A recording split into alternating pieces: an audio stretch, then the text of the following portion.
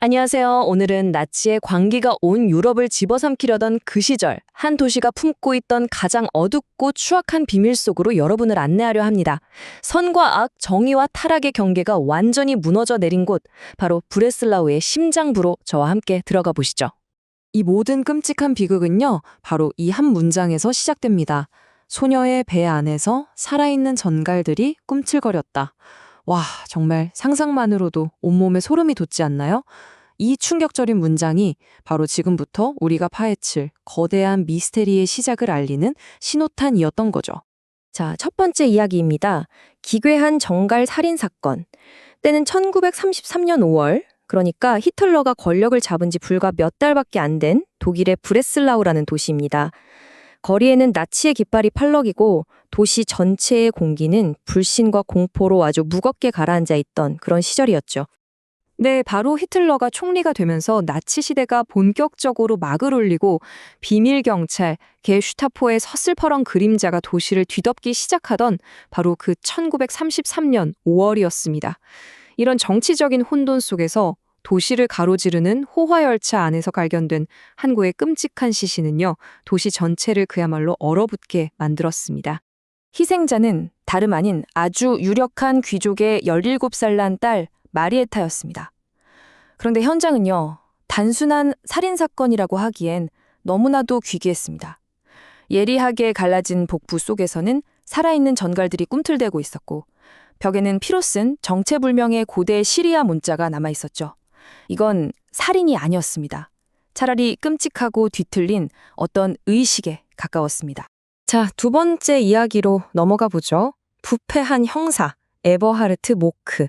이렇게 잔혹하고 기이한 사건을 해결할 인물은 과연 누구였을까요?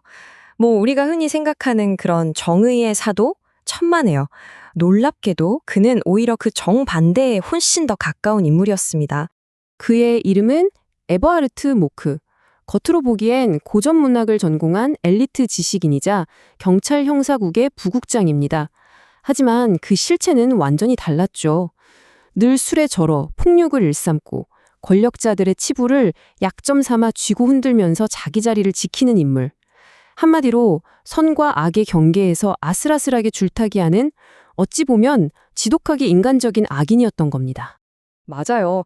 가난한 구두장이의 아들로 태어난 그에게는요, 무슨 고결한 정의감 같은 건 애초에 없었습니다.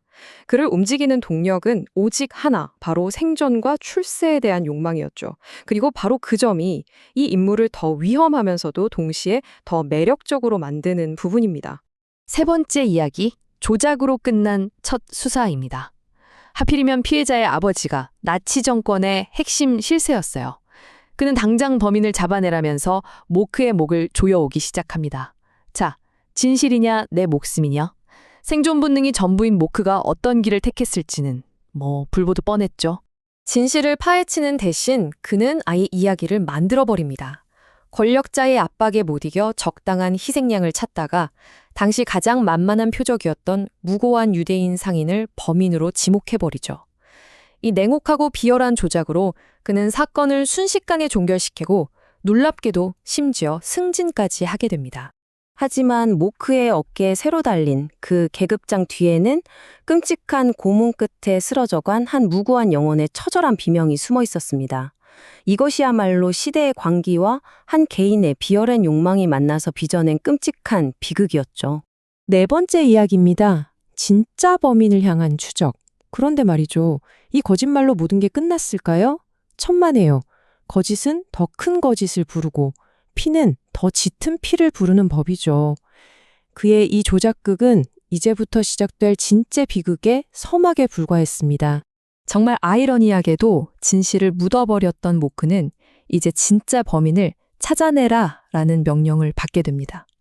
그리고 그의 감시역으로 베를린 본청에서 파견된 젊은 수사관 헤르베르트 안발트가 파트너로 오게 되죠. 그런데 이 친구도 만만치 않아요. 모크 못지않게 알코올에 찌들어 있고 지독한 벌레 공포증에 시달리는 아주 위태로운 인물이었습니다. 이제 모크는 이 죄악의 도시에서 살아남기 위해 평생 갈고 닦아온 자기만의 기술을 총동원하기 시작합니다.